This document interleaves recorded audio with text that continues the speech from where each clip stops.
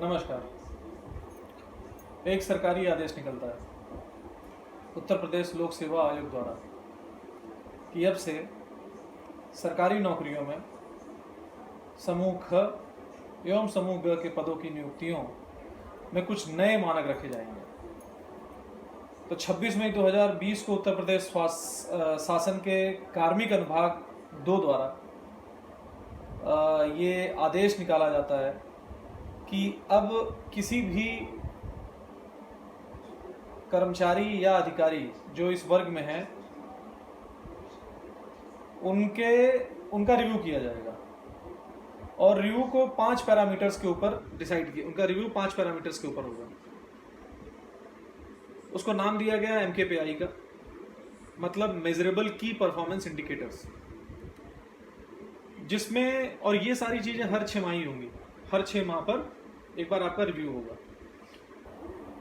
जिसमें आपकी छमाही उपस्थिति मतलब 6 मंथली आपका जो अटेंडेंस होगा, कंप्यूटर में दक्षता यानी कि आप कंप्यूटर ऑपरेट कर लेते हैं, उसकी नॉलेज है आपको कि नहीं, जो भी पैरामीटर सेट किए जाएंगे कंप्यूटर से रिलेटेड जो आपको पहले ही बताया गया होगा। प्रोडक्टिविटी मतलब अगर आपको कोई मानक अनुरूप जो कार्य आपको दिया गया है डिपार्टमेंट की तरफ से, विभाग की तरफ से, आप उसको कितना कंप्लीट कर लेते हैं वो आपकी प्रोडक्टिविटी दिखाएगी। कार्य को प्रभावित करने वाली बीमारी या अयोग्यता, मान लीजिए आपको जो काम दिया गया है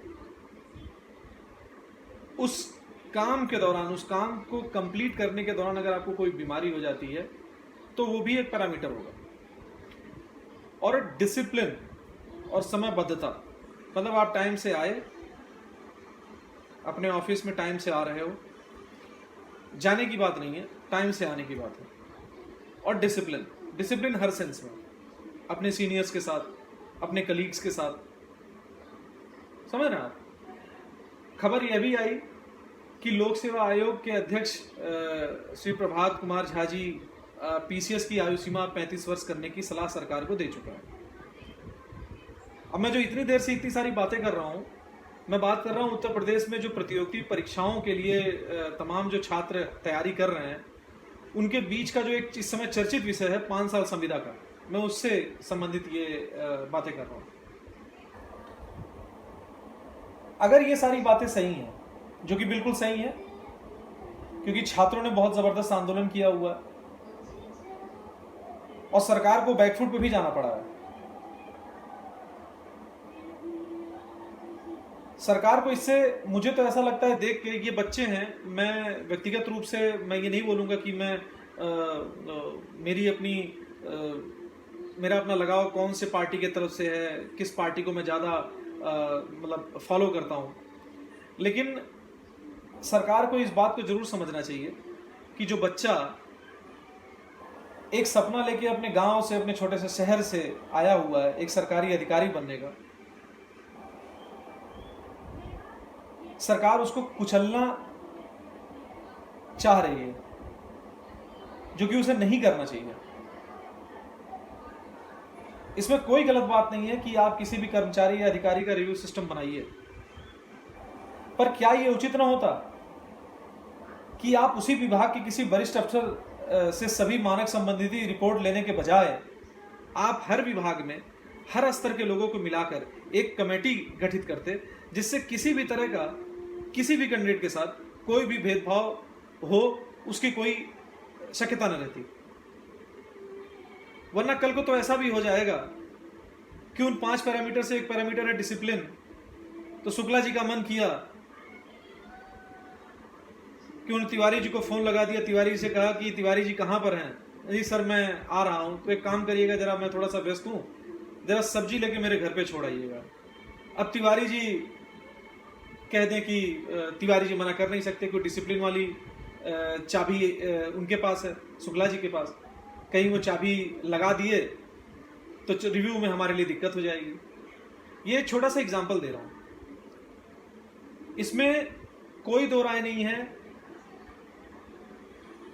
कि छात्र इसका विरोध नहीं करेगा कि आप ये रिव्यू सिस्टम ना रखें, लेकिन रिव्यू सिस्टम जिस तरह का आप रख रहे हैं उसमें नो डाउट कमी है। अब जबकि आप सरकार के द्वारा ही, आपके कार्मिक अनुभाग के द्वारा ही ये समूह ख और समूह ग के पदों में जो ये 5 साल की संविदा का जो प्रक्रिया निर्धारित कर दी आपने। अब जब छात्रों ने इतना बड़ा आंदोलन किया, बहुत ही शांतिमय तरीके से किया, जिसको सरकार ने लाठी डंडों से कुचलने का भी प्रयास किया, जिसमें कोई ऐसा नहीं था कि वो सरकारी संपत्ति को क्षति पहुंचा रहे थे। वो एक किनारा लेके अपनी बात को रख रहे थे। लेकिन जिस तरह से उनके ऊपर बूटों से, लाठी डंडों से किया गया, वो सिर्फ और सिर्फ अपने सरकार ने अपनी ईगो को सेटिस्फाई करने के लिए सब काम किया है। मुझे समझ में नहीं आता कि सरकार क्या चाह रही है। मतलब आप क्या चाहते हैं कि वो जो बच्चे तैयारी करने आए हैं, आप कुछ भी जब चाहे कोई भी एक आदेश निकाल देते हैं। आप ये भी नहीं सोचते कि उसका क्या असर पड़ेगा उन बच्चों के ऊपर जो इतने वर्षों से तैयारी कर रहे हैं। फिलहाल तो अनुकूल असर दिखता नहीं है, प्रतिकूल असर ही दिखेगा जो भी आपका ये आदेश था। लेकिन अब बच्चों के आंदोलन को देख के आपकी सरकार के डिप्टी चीफ मिनिस्टर आ जाते हैं और वो कहते हैं कि ये विपक्ष का फैलाया हुआ ये मकड़ जाल है, हमने तो अभी ऐसा कुछ किया नहीं था। जब अगर आपने ऐसा नहीं किया था तो वो जो शासन का आदेश आया था वो क्या था? मतलब उसके बाद सीएम साहब भी आ जाते हैं। सीएम साहब कहते हैं कि पिछले 3-3.5 साल के अंदर जितने पद 3 लाख के आसपास जो पद थे, अब अगले 3 महीने में उस पदों को कैसे भरी जाए उसकी प्रक्रिया स्टार्ट कर दें और अगले 6 महीने में सारे पदों को भर दिया जाएगा। मुझे नहीं समझ में आता, जब इतना ज्यादा प्रेशर बन जाता है आप सभी लोग तभी क्यों ऐसा कुछ करते हैं? और मुझे ये भी नहीं समझ में आता कि आपने छात्रों को समझ क्या रखा है। मतलब छात्र ना हो गए कोई मूंगफली हो गए कि अपना खाया उठा के फेंक दिया। ये छात्र ही है कि आपकी सरकार आ जाती है, और ये छात्र ही है कि पिछली सरकारें चली गई थी। आप समझ जाइए, सरकार छात्रों को बहुत उम्मीद है आपकी सरकार से, लेकिन जो इस तरह की अनाप शनाप आप लोग हरकतें कर रहे हैं, इसका रिजल्ट उल्टा ना आ जाए। बिहार में इलेक्शन है, बंगाल में इलेक्शन है, उल्टा असर पड़ सकता है आप लोग के ऊपर। कोई आपका विरोध नहीं कर रहा, लेकिन छात्र सिर्फ छात्र होता है। छात्र न तो हिंदू होगा, छात्र न तो मुसलमान होगा। छात्र के हित के बारे में सोचिए। छात्र आपसे सिर्फ इतना मांग रहा है कि आप उसको नौकरी दे दीजिए, और वो भी नहीं कह रहा, छात्र अपने काबिलियत के दम पे वो नौकरी लेना चाहता है। लेकिन इस तरह के फरमान आप जो लगातार कर देते हैं, उससे बचिए। बहुत उम्मीद है आप लोगों से, मुझे बहुत उम्मीद है। आप छात्रों के साथ मत खेलिए। छात्र जो है ना, वो आग है, जल जाएंगे आप। पूर्ववर्ती सरकार इसी वजह से चली गई थी कि उन्होंने छात्रों के ऊपर जुल्म किया था।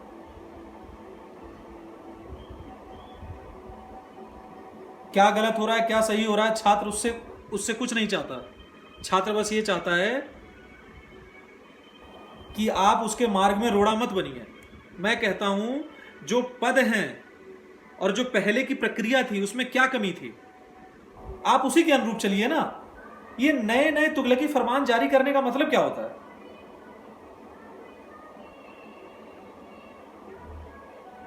थोड़ा सा ध्यान दीजिए। नमस्कार।